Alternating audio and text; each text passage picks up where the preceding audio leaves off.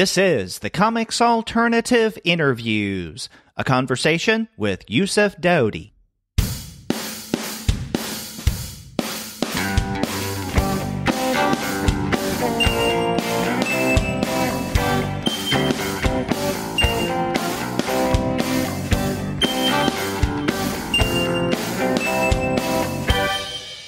Hello and welcome to another episode of the Comics Alternative Interviews. I'm Derek, and on this episode I talk with Youssef Daoudi. His new book, Monk, Felonious, Pannoica, and the Friendship Behind a Musical Revolution will be released on September 25th by First Second. But before we get to that conversation, I want to let all of you know that this episode of the Comics Alternative Interviews is brought to you by the great folks at Discount Comic Book Service. Go to their website, dcbservice.com, for all of your comics pre-ordering needs. There, you're going to find all DC, Marvel, Image, and Dark Horse titles at 40% off of the cover price if you pre-order. For all of the other publishers, you'll find that those discounts can be anywhere from 20 to 35% off the cover price. And every single month, you're going to find some unbelievable specials. Sometimes those specials could be as much as 45% off the cover price. Sometimes 50% off cover, but occasionally you can find discounts that go higher than that. And since I'll be talking with Youssef Daoudi, a First Second author, it's worth mentioning that if you check out DCB Service right now, you'll find a couple of First Second books that you can pre-order. For example, you can find the new edition of J.P. Stassen's Diogradias at 30% off of the cover price, and the same goes for Emily Tetri's Tiger vs. Nightmare, 30% off of the cover price. You can also discover a variety of other and older First Second titles that are discounted anywhere from 25 to 40%. All of this just goes to show that you really can't beat the prices at Discount Comic Book Service. Go to dcbservice.com for all of your comics pre-ordering needs. And after you do get your titles there, please be sure to send them an email and tell them that the two guys with PhDs sent you. Youssef Daoudi is a French creator whose previous albums included La Trilogie Noire, published by Casterman, and several works released by Glénat, including Mayday, Ring, and Tripoli. Unfortunately, these books aren't yet available in English, but you can discover the art and storytelling of Daoudi through his brand new book from First Second, Monk, Felonious, Pannoica, and the Friendship Behind a Musical Revolution. Indeed, as Youssef discusses with me in this interview you're about to hear, Monk is his first work to be written originally in English and later to be translated into French. This isn't a graphic biography of the jazz legend, often called the Mad Monk or the High Priest of Bop, but a portrait of his relationship with Kathleen Annie Pannoica de Koenigswarter, a free-spirited and jazz-impassioned baroness who was a member of the Rothschild's family. Daoudi meticulously lays out the contours of that relationship and how each sustained the other. In our conversation, I talk with Youssef about the genesis of this project, his love of jazz, and what it was about mid-century bebop culture, in particular the lives of Monk and Pannonica, that so captured his imagination. I had a really good time talking with Daoudi, and I want to share that conversation with you now.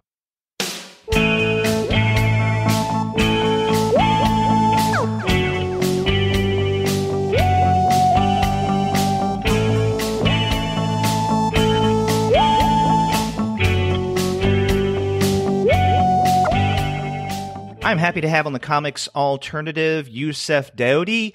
He's got a new book coming out from First Second, Monk, Felonious, Pannoica, and the Friendship Behind a Musical Revolution. This is going to be released on September 25th. Youssef, welcome to the Comics Alternative. Hi, Derek. Thank you for having me. Yeah, and I was really excited about the announcement of this book because even though I'm not a Felonious Monk aficionado, I do appreciate his music and other kinds of jazz, especially, I guess, bebop is something that has fascinated me. And I'm wondering, would you call Monk, your book, a biography of this relationship between Thelonious Monk and, I guess her full name is Kathleen Annie Pannoica de Koenigswarter. Is that correct? That's right. Absolutely correct. But she's known as Pannoica. It's not her nickname. It is her official, because as I say in the book, her father was a very passionate entomologist, and when he discovered a new butterfly somewhere in Hungary, he named the butterfly Pannoica, because this part of the word was called Pannonia by the ancient Romans. Mm-hmm. So that was that. So she's a butterfly. Yeah, which is one of I guess the reason why on the cover of your book, which is absolutely fabulous, we get an image of Monk dancing, which he does throughout your text, but behind him or flying around him is this butterfly or moth. Yes, it's a moth, actually. Yes, that was so. Going back to your first question about the nature of this graphic novel, is it a biography or something like that? I would call it a biographical essay. Okay. I hope it's a my view of I don't like very much biopics. I know it's the trend today to have a lot of biopics in the movies and also in the comic form, but this is not I'm not telling the story of Felonious Monk. He was beginning from his childhood and then his youth and then no. This is another take on the biopic kind of exercise. I'm telling the story of this particular friendship between these two very different characters, and it's not a biography per se. Okay, so it's perhaps a portrait of a relationship. That's right. That's okay. right. Now, I'm wondering if you could, for those of our listeners who may not be familiar with Felonious Monk, and especially with Pannoica, or who, as she's called throughout the text, Nika, if you could briefly tell us a little bit about Thelonious Monk, especially in his connection with Nika. Well, Thelonious Monk was a very interesting kind of musician. Not only was he a great, very unique composer, but he was a quite a character, a persona. Regarding that's the least we can say about him, and it was of course very fortuitous the fact that Pannoica at a certain point in her life she first of all we must have a little take about Pannoica. Her name, of course, after she was married to Jules de Koenigswarter, was the Koenigswarter. But she is a Rothschild from the English branch of the family.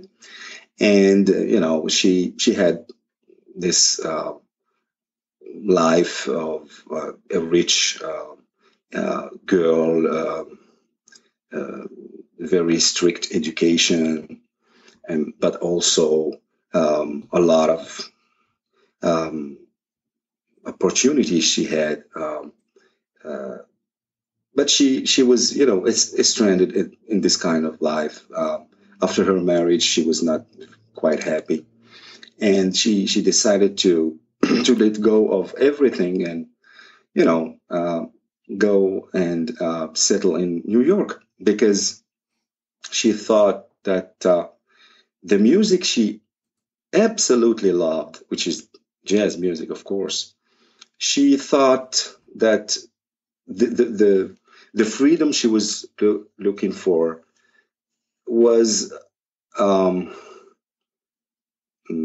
incarnated by that music. Mm-hmm. So, and she met with Thelonious Monk in Paris, and the main event, I think, is when she heard the Round Midnight composition, that she decided to go to New York and be a patron to all these musicians. She didn't go to New York especially for Thelonious Monk, but Thelonious Monk was her,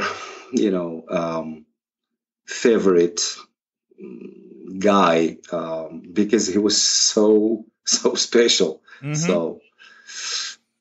Yeah, and you do make this clear in the new book that she is a patron and avid supporter, not only of Thelonious Monk, but a variety of other musicians, jazz musicians, and in particular, like bop musicians as well.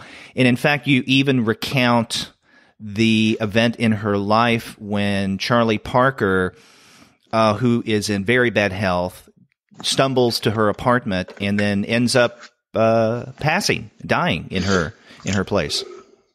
Yeah, because the thing is, two of the main bop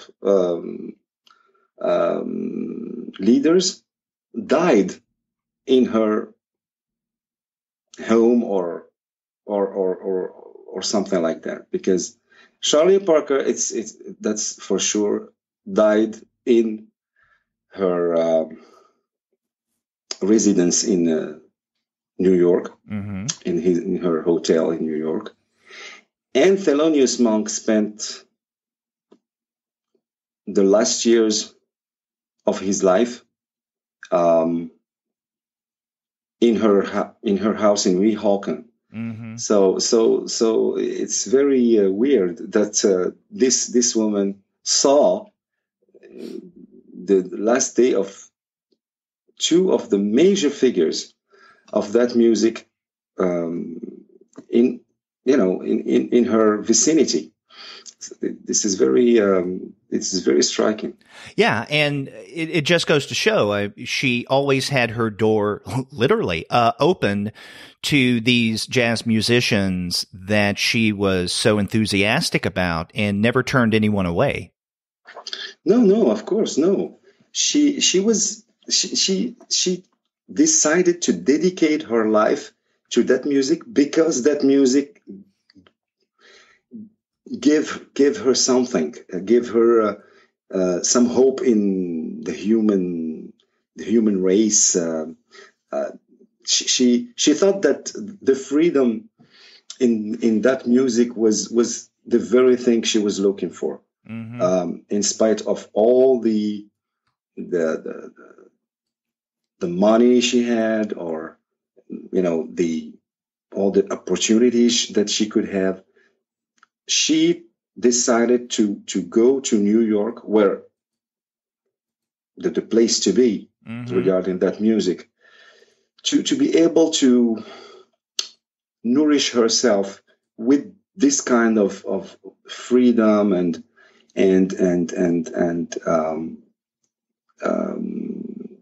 creativity. She was more.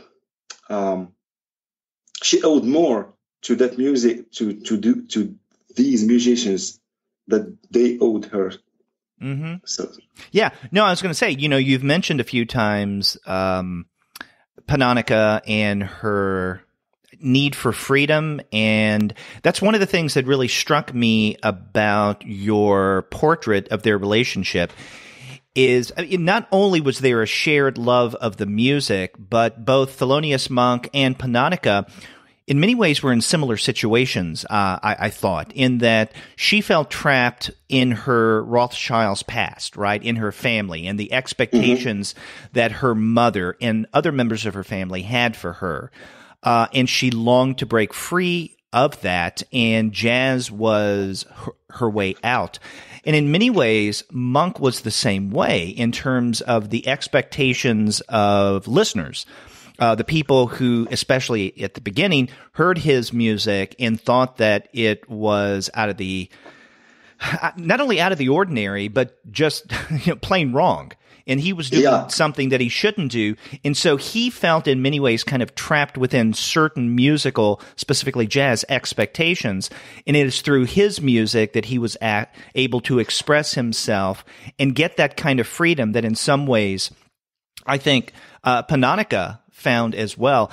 And, I mentioned earlier on the cover of the book, we see Monk dancing.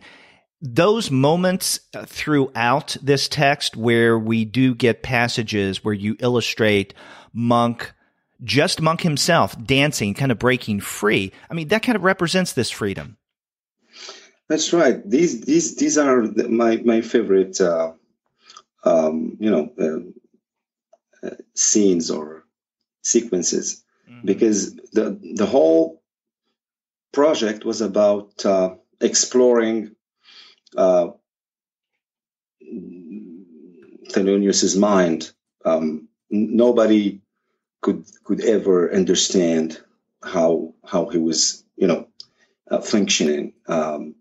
So this was a way to try to convey something like that, without being too indicative to certain things, but just to have this atmosphere. The dancing was his way to express, in a kind of a trance, his complete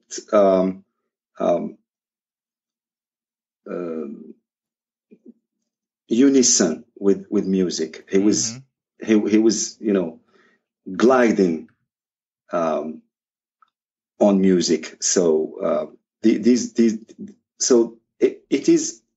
is all about this book. It's just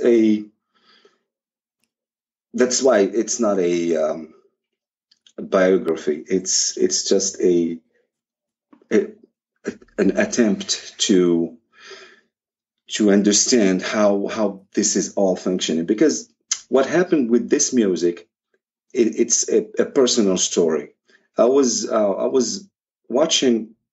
I was 12 years old or something like that, and I was watching a show on TV. It was a Sunday night or something like that, and they used to broadcast some kind of live concert or something like that. I don't remember. I don't know what was the band in that broadcast, but I was literally struck by that music. I discovered it, and from since then, it is my way of being alive. The jazz music is so important to me, to my equilibrium, to my. It's a. I don't know how I can live without it. It's that important. Well, that actually leads me to something else I wanted to ask you, and that is the genesis of this project, Monk, Thelonious, Pannoica, and the friendship behind a musical revolution. I mean, obviously, as you're discussing, you have a love of, well, I guess music in general, but I would guess jazz in particular, and what you've just described that it does for you. But what are some of the particulars about your decision to do this portrait of the relationship between Monk and Pannoica? Well, I was the first idea, of course, was was something about Monk. But you know, at least here in France, we had a lot of very short comics about a lot of musicians. They used to sell CDs accompanying the book. So these attempts were very superficial, and I didn't want to make a book about, again, a jazz musician, the night, the nightclubs, the cigarette smoke, and all this kind of atmospheric stuff, which didn't do justice to this kind of artists. And when I discovered the story about this baroness, this just baroness, I decided to go that way, meaning tell this particular friendship story between them. Okay. So you wanted to tell this story, and you wanted to write about Monk, but I think that it was strategic that you didn't want to do, as you put it, a larger biography where you talk about his, I guess, his origins in Rocky Mount, North Carolina, the family's move to Manhattan, and just go from there. But you wanted to kind of limit that portrait by focusing on his relationship with Pannoica. And one of the things that I was struck by is, obviously, in the book, there's a lot on Monk and his time in Manhattan as a musician, at times being misunderstood, at times getting into trouble, sometimes with the law, and also his many successes and excitements. But at the same time, you don't short shrift Pannoica. Obviously, you show her relationship with Monk, but you also give us, I think, enough information about her past and her personality and who she is to balance out this portrait. That's right. As a matter of fact, the book begins with, providing we go past the prologue, we go straight to Pannoica's environment, house in Weehawken, and I tell her story, her past, because I wanted to look at Monk through through her eyes, and then when we go to the section when he's alone dancing or having his his musings and speaking while he's dancing, then we go into his mind, because there's a section in the book where when I speak about his condition, but I do it through I'm not talking about his mental illness or something like that straight. I'm taking the creative process of his music, the improvisation and all that, to try to understand or to try to convey how this mind was functioning. Mm-hmm. Now, you do mention, speaking of Monk's, I guess, psychological or mental health, you do mention 2 or 3 times in your text that he did have problems with manic depression, and that's something that Pannoica was very much aware of and tried to help him with. But at the same time, as you were discussing just now, there are these passages in the book that are almost surreal. You know that, or fantastical. We know that it's not really happening in reality, but it is the product of Monk's mind or his imagination, his flights of fancy, which is definitely linked to his music. And I'm thinking of one scene in particular, and this is, I don't know, maybe in the last half of the book somewhere, where he's walking down a hallway and he sees himself dressed, I guess, as a monk or something That's like right. a monk in the garb that he is wearing, seen as what? The High Priest of Bop. And so he sees himself and he begins to address himself. Then Pannoica comes up and asks what he's talking about. And he says, oh, nothing. That's right. This was a very, I didn't want to address that problem in a clinical or depressing way, because that was not. It's not what the book is about. Uh-huh. The book is about this. Every artist is crazy in a way. So we shouldn't be astonished by Felonious Monk. Only he showed. He had this particular persona, but he was somebody very smart guy and very subtle. And then how did I wanted to address also the improvisation, the art of improvisation. That is very intrinsically embedded in the jazz music form. In fact, what I like about other type of music is improvisation. It exists in flamenco, it exists in a lot of other forms. But in jazz, in particular, which is a really American invention, is this very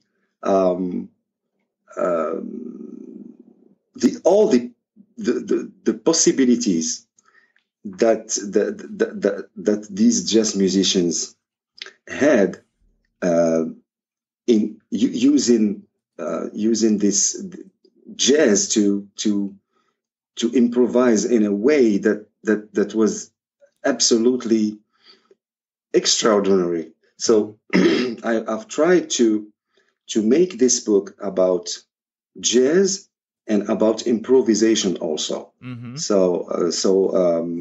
And I have improvised a lot of sections in the process. A lot of sections I made them like a jazz musician would do with a piece or with a tune. I just start and I let go of the text. I let my imagination wander. So the fantastic aspect that you noticed about some of the scenes in the book are completely improvised. Huh. So you created if we want to call it a graphic novel or a graphic portrait, in ways that are not dissimilar to the way that Monk played his music. I've tried to do that.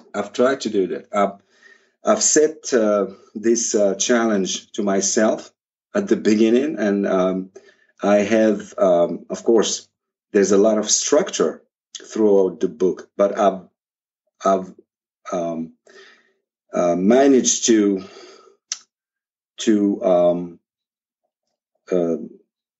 work some of the sections in this way, to be able to try to grasp this the same way that Thelonious Monk would improvise, or another musician, whatever.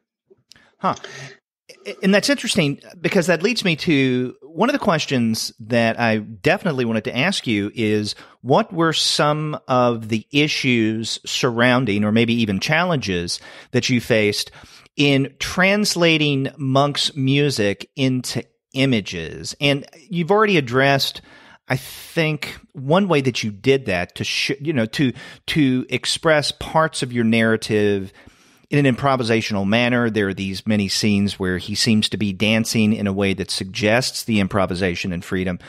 But I was particularly interested in trying to capture the sound of not just bebop in general, but in particular Monk's style of music.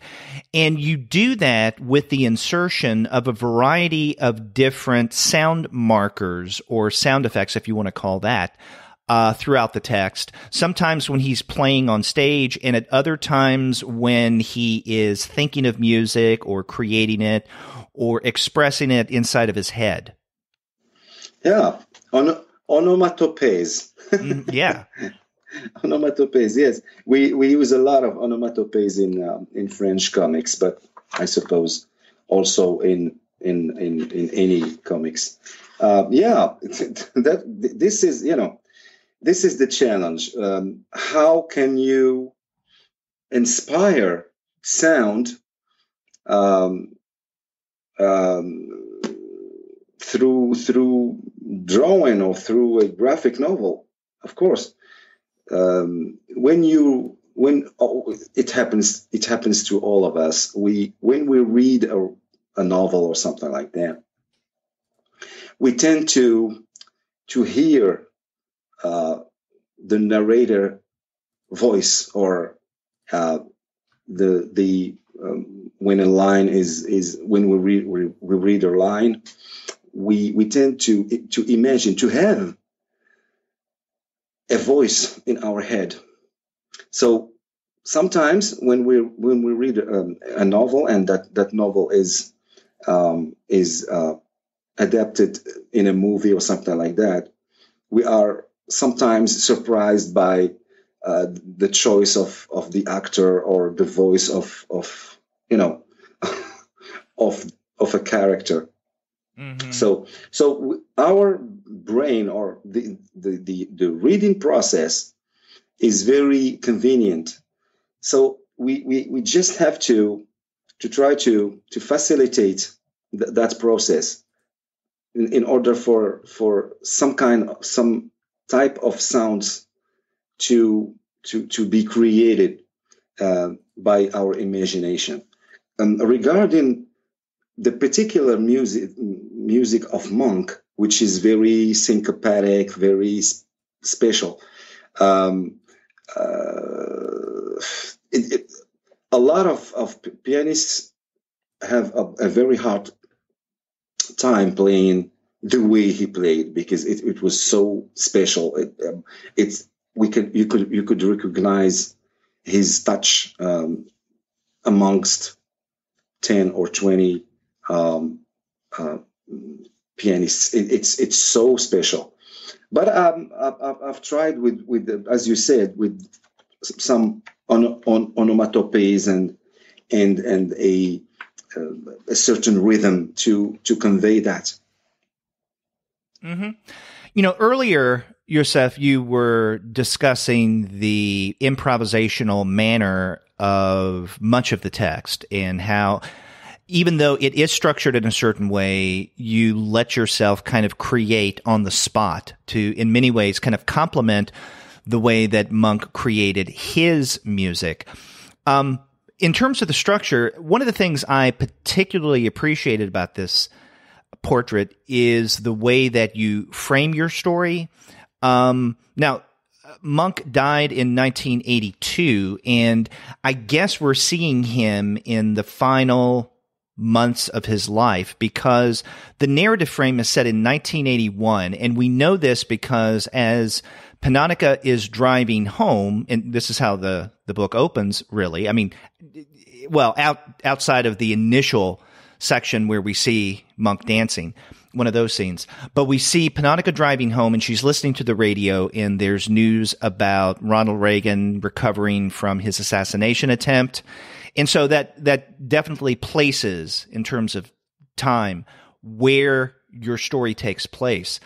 But then within that narrative frame, and I really did appreciate this, you skipped around with the past. So at moments when Pannoica and Monk are having a conversation in different rooms, we should add, in 1981, you go back and forth between, let's say, the more distant past or the more immediate, closer past, in a non-chronological manner. So you kind of skip around in ways that I think suggest a kind of improvisation, and maybe even more so suggest the way that memory works, the way that our minds work. When we think about the past, we don't think chronologically going from the far past to more recent or vice versa.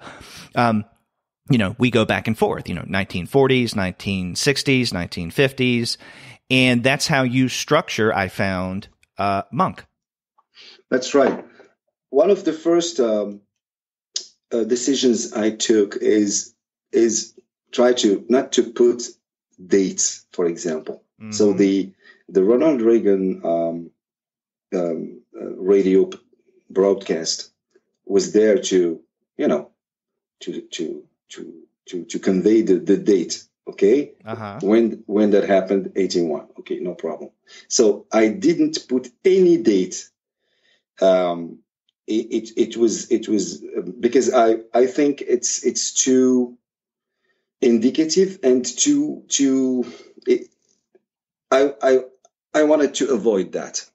And then, of course, improvisation throughout the book, of course, but inside a very, very, very solid work regarding the structure. It's just like a jazz tune. You have an overall structure with a melodic line, which is very precise, and then you go into choruses.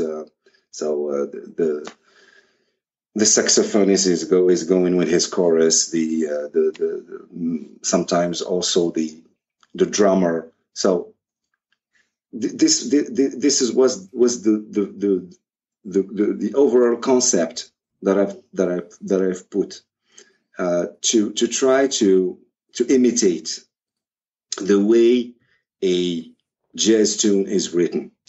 Okay. Now, I mean, you mentioned early in our conversation when you were younger and you saw a jazz band on television, and it really marked you and it affected you in quite a profound way. Tell me a little bit about your appreciation of jazz in general, not just Felonious Monk, or your history in terms of listening to jazz, and what kind of jazz do you prefer? Today, I like contemporary jazz. There's a lot of composers I like very much. Michael Brecker, John Abercrombie, John Patitucci, this kind of thing. I was into bebop when I was 20. I was a lot into bebop, and that was the time when I listened. I think the most Thelonious Monk. I was in my early 20s. Now I tend to go more and more into ECM stuff, which is it's a German record company which publishes a very kind of not so easy listening jazz, so very complex stuff. So that's where I'm now. Contemporary jazz. Interesting, because the period of your life that you were into bebop is somewhat similar to my experiences with bebop and even Monk. I don't listen to him much anymore, but I remember in graduate school when I was in my mid to late 20s, Yeah. And early 30s, because I was in grad school a while.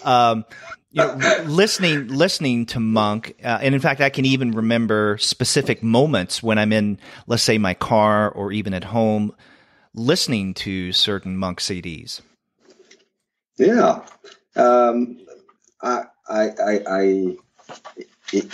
It happens that I can listen to some of the recordings, but not so much. Not so much.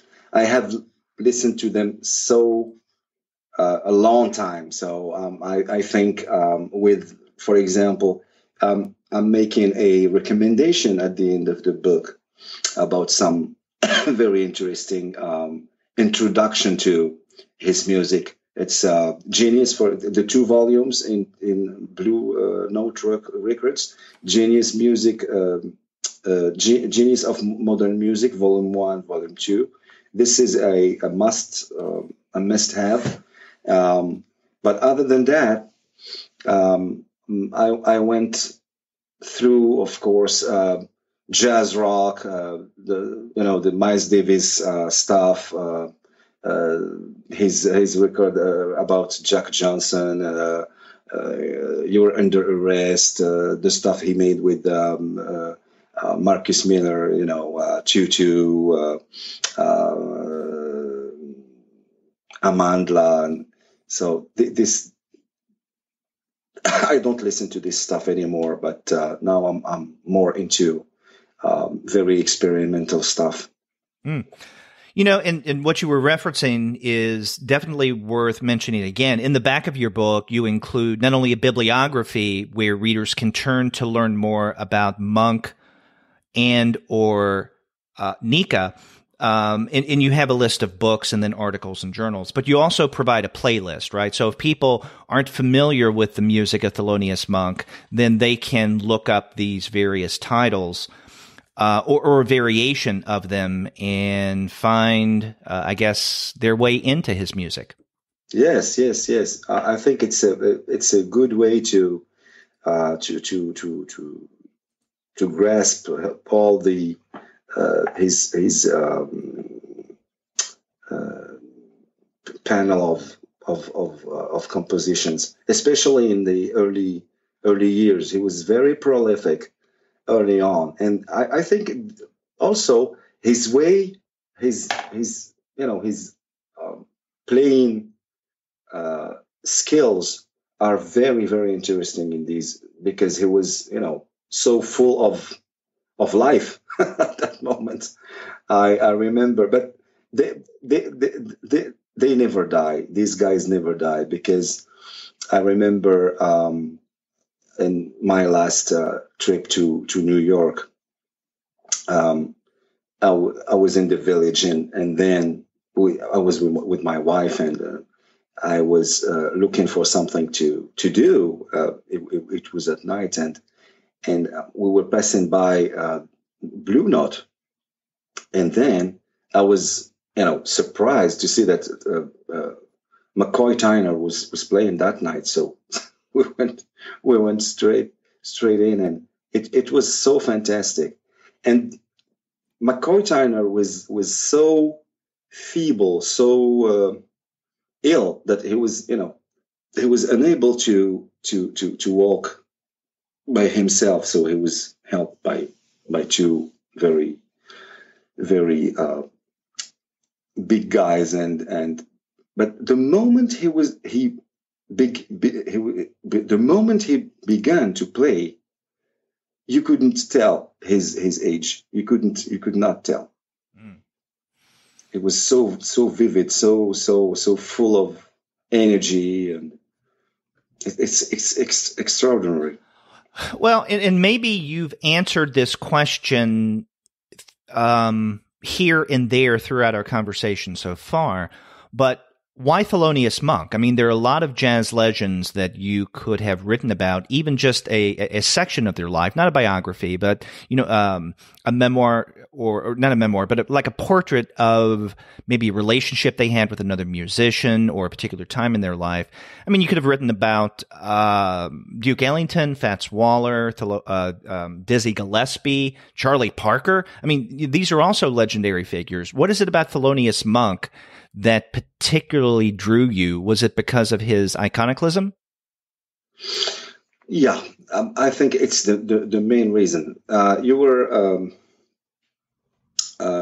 speaking about all these musicians. The only other one I could go for is John Coltrane, for sure.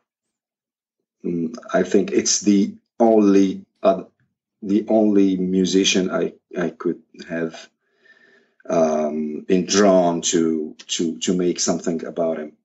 Unfortunately, 4 years ago, there were a graphic novel about him. I don't remember the author. Oh my God! You have to check it out. But yes, Felonious Monk. I thought he was so perfect in a graphic. I thought he would be so perfect in a graphic novel because of his,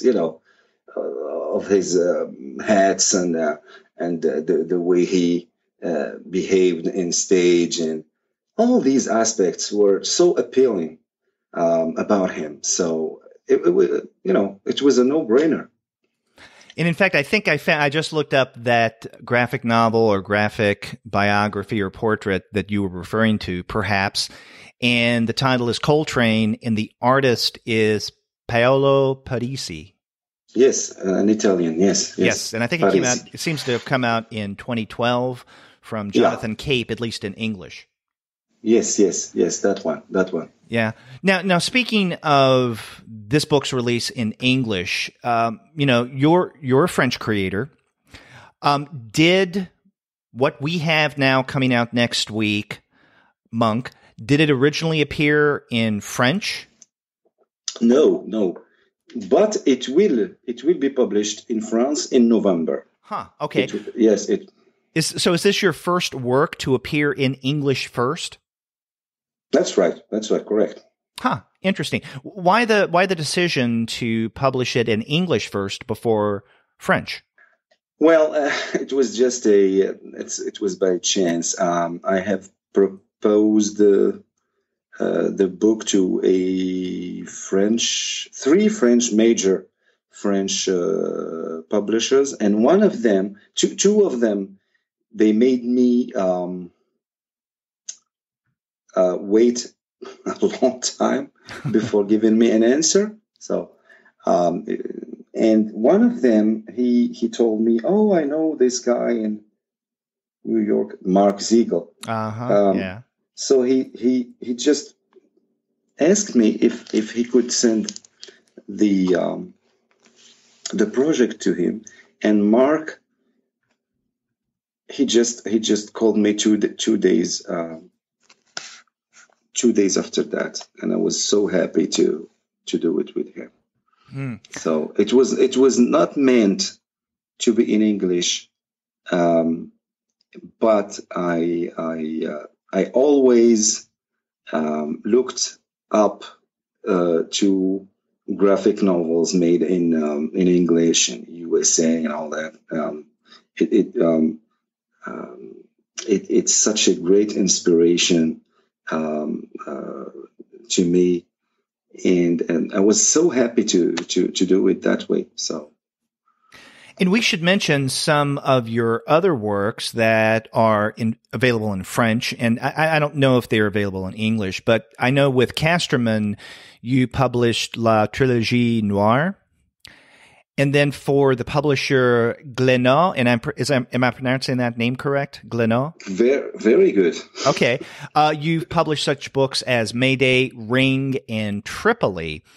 Are any of your Casterman or Glénat works in English, or are they only available in French? No, they are not available in English. None of them. Okay. Mainly for it, the format is different, but it could be. But no, they are not. Okay. So Monk, Felonious, Pannoica, and the Friendship Behind a Musical Revolution is going to be released here in the United States on September 25th, and you say in November it'll be released in France. Is there anything that you're currently working on that you can tell us about? Your next project, perhaps? Yes, I'm working in a book, in a graphic novel with American poet Adrian Matica. Okay. It's a very, very interesting project. I don't know if I can say anything about it, but I think we are going to be seeing some stuff, some sketches in Instagram and all that. All I can say is it's with a very talented poet, the author of The Big Smoke, a series of poems about Jack Johnson, the boxer, which was recently pardoned by the President of the United States a few weeks ago. And I'm so excited about this new project. Okay. When might we see that? Next year? 2021. 2021. Okay. Yeah. So something else to look forward to. Yeah. And it's going to be my second graphic novel in English with an American imprint. Okay. And if people want to find out more about your work and who you are, and especially your works in French, they can go to your website, and this is www.youssefdaoudi.com, and that is one word, youssefdaoudi.com. Absolutely. Okay. That's great. Youssef, I want to thank you very much for taking the time and talking with me about your new book, Monk, Felonious, Pannoica, and the Friendship Behind a Musical Revolution. Thank you very much. Thank you for having me.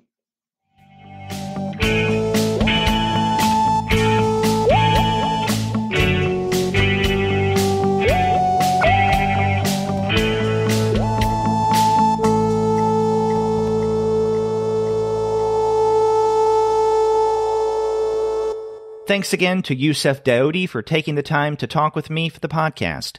His new book, Monk, Felonious, Pannoica, and the Friendship Behind a Musical Revolution, comes out next week from First Second, and you definitely need to go out and get your copy. And if you want to find great prices on First Second publications, then head on over to the website of our sponsor, Discount Comic Book Service. As I mentioned at the top of the show, if you go to dcbservice.com right now, you'll find unbeatable prices on a variety of titles from First Second. That's dcbservice.com. And after you do get your titles there, get in touch with me and let me know what you thought about my conversation with Youssef Daoudi. If you go to our website, comicsalternative.com, you'll find that you can leave us a voice message online via SpeakPipe. Or you can call us the old-fashioned way by picking up your phone and dialing 4153-COMICS. That's 415-326-6427. You can also email us. We're two guys at comicsalternative.com, or you can email me directly. I'm Derek at comicsalternative.com. And you can find us all over social media. We have accounts on Twitter, Facebook, Tumblr, Instagram, Google+, Goodreads, Pinterest, YouTube, Slack, and Discord. You can subscribe to the podcast through Apple Podcasts. You can stream us on Stitcher. You can also find us on Google Podcasts, on Spotify, on TuneIn, and on iHeartRadio. But you can find every single one of our podcast episodes, as well as the reviews and comics-related commentary that we post on our blog, simply by going to the website comicsalternative.com. We've got more fascinating interviews lined up in the days to come, so definitely check back for those. Until then, take care.